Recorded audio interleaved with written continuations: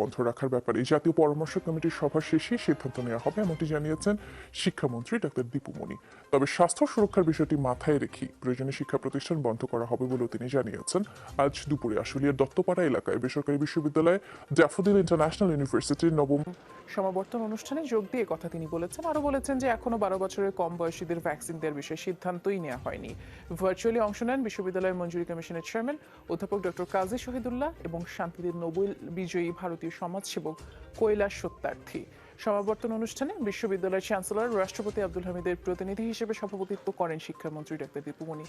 এবারের সমাবর্তনে স্নাতক ও স্নাতকোত্তর 12,168 জন শিক্ষার্থীকে ডিগ্রি প্রদান করা হয়েছে।